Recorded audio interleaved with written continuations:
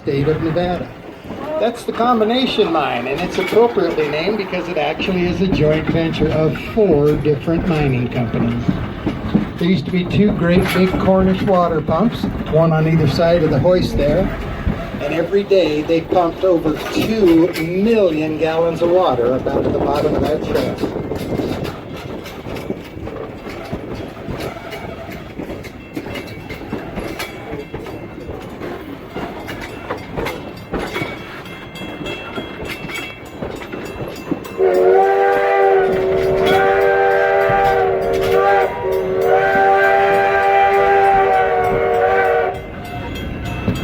Because of all the mining activity up here, of course, there were several advancements in technology.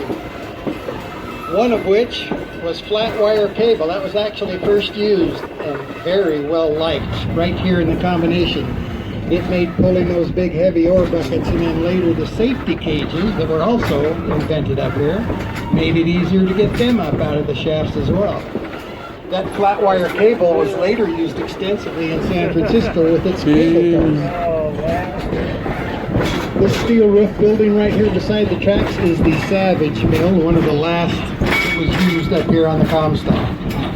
Now here comes that little wooden trestle that I promised you. Make sure hands and arms and expensive cameras are inside the cars. The trestle was here because there was a mine on either side of it. We had the Hale on one side and the Norcross on the other.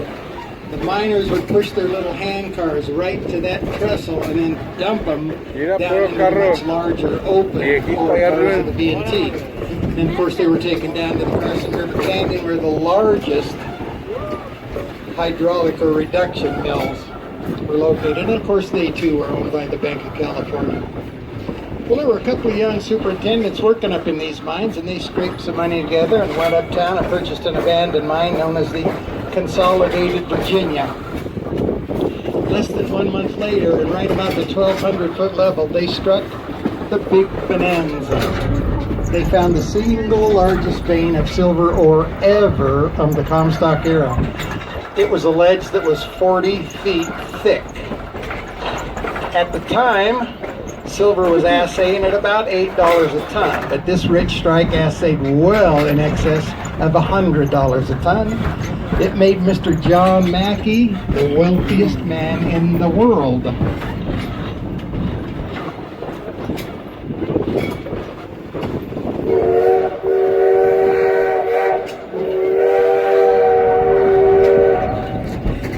John Mackey and his partner James Fair were very, very shrewd and successful businessmen. They got a couple of their other Irish buddies together and had several businesses throughout Nevada and California. They hated the Bank of California because of the monopoly that they held up here. So they actually went over to California and started Ravine. That is State Highway 341. That's still how all the big heavy trucks make their way up and down.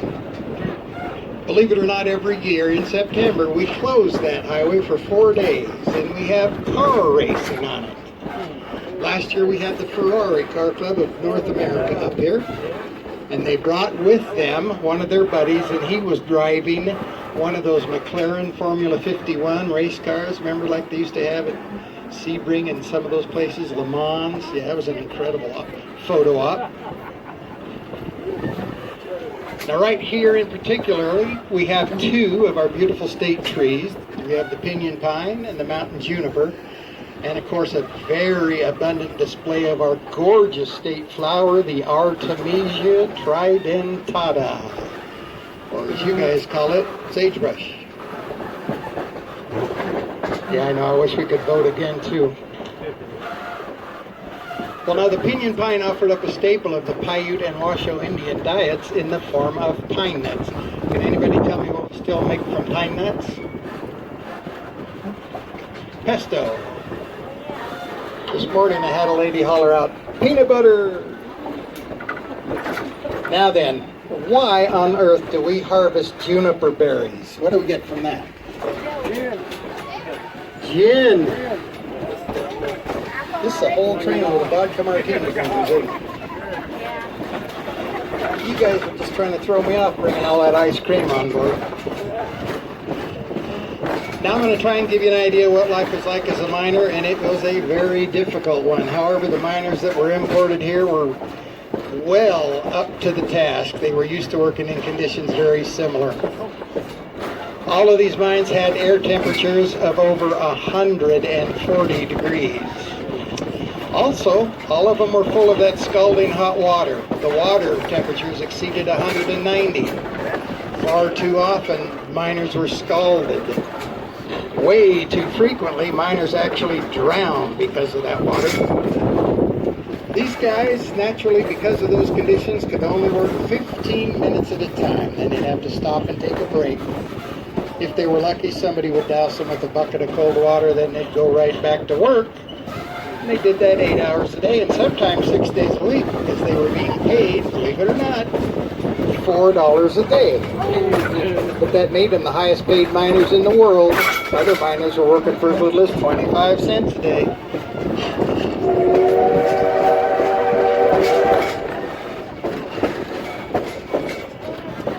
We are now going to enter our first real tunnel. This is the second tunnel we've encountered. It's actually tunnel number 4 for the BNT. Is that confusing? Just me. This is the East Yellow Jacket Tunnel, and it's 228 feet long. Now I want you to take note just how refreshing it is as we go through this tunnel. In about 20 minutes, it's going to be a totally different scenario. Another real good reason for keeping your hands and arms in the cars, especially here in Tunnel 4, last October it was home to a mama bobcat and 2 cubs.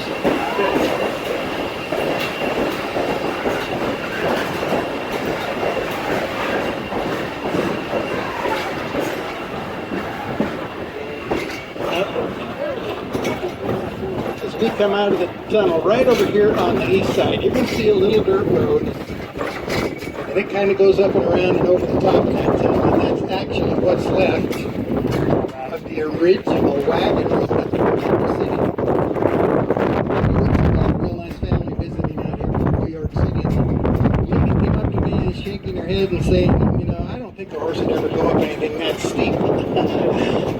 And I assured her that, yeah, not only did they, but they usually had to drag a stagecoach, or if not that, at least a heavily loaded freight wagon, and she still just kept shaking her head. So I kind of think they don't have anything quite like that in Central Park.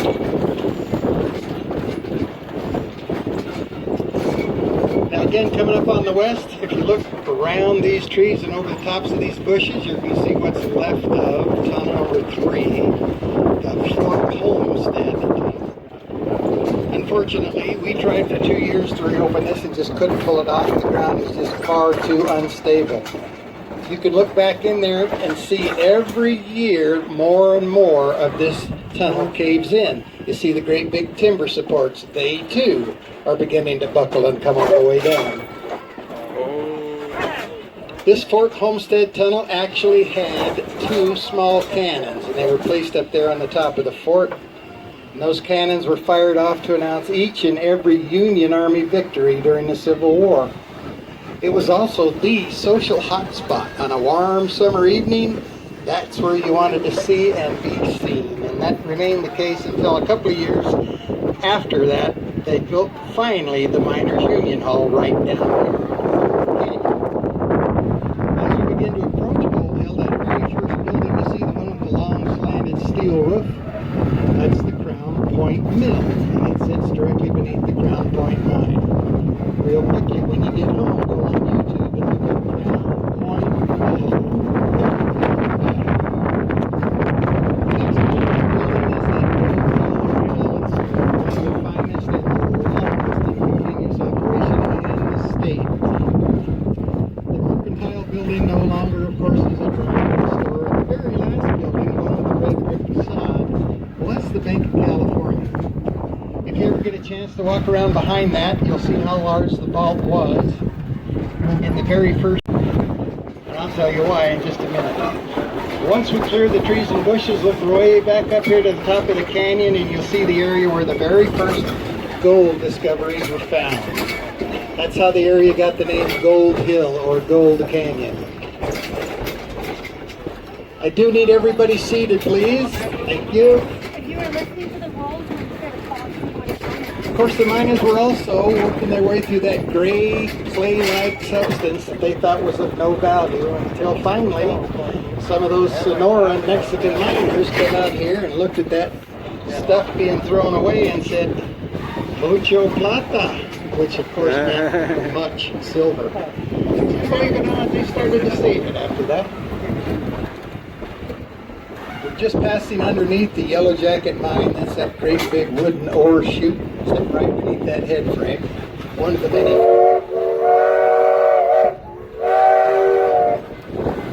One of several famous mines here in Gold Hill. In just a minute we're going to come to a stop. You'll hear one short whistle blast. That means it's finally safe for you to get up and wander around. I'm going to make my way back to the middle of the train. I would say don't get off the train because it's a real long, hot, uphill walk back to where you parked. Run at it 3 times.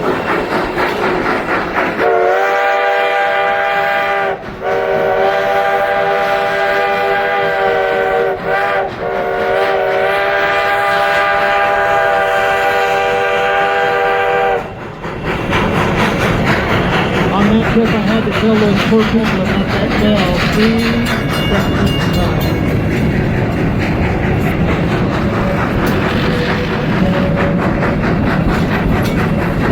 That bell used to hang in that big firehouse that was located right here in Gold Hill. And I'll bet none of you can guess what happened to a big firehouse. Sure, put it right to the ground. You bet.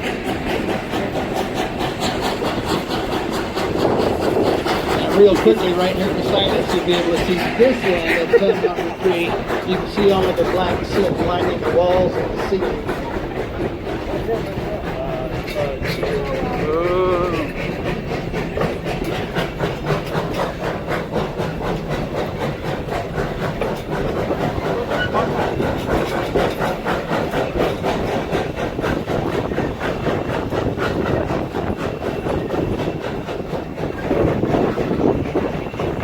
Well, I mentioned that this railroad was built 151 years ago, but the one you're riding on now was actually the lifelong dream of a man named Robert C. Gray, and his name is very proudly written on the locomotive. It was Bob's dream to somehow rebuild or resurrect the B&T Railroad. He actually rode on the very last revenue train in May of 1950.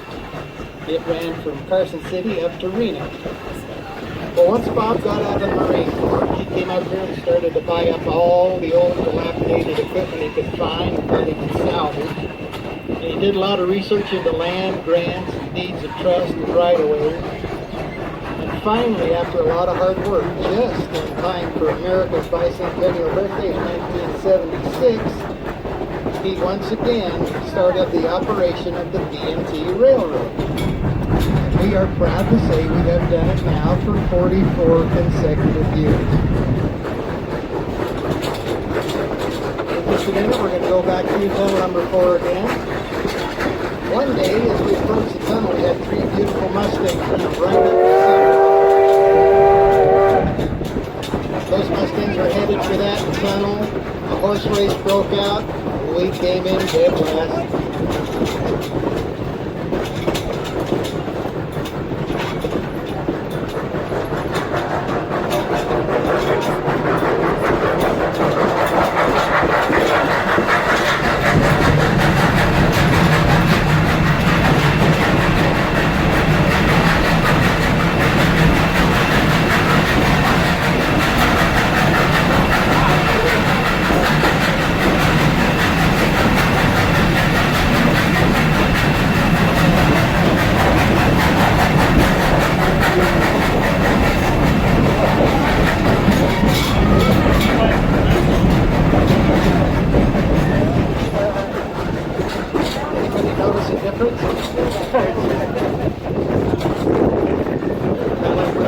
Pull through that tunnel by a 65 hot water heater. Now, right over here behind me, on that side we're calling west, you can see our number one solution for those people that just will not remain seated. And on the other side, that little ton of land there with those granite foundation stones, that's where that East Yellow Jacket shack was located. All the way across the ravine and up the top of the other mountain, you see the area with the gray tailings. That's the original home of the Foreman mine. And believe it or not, they're trying to reopen and begin rework the Foreman mine. Behind it, down the hill, and of course you never can see it from the plane. That's where the world famous Occidental mine is located. It's a very high grade and rich ore came out of the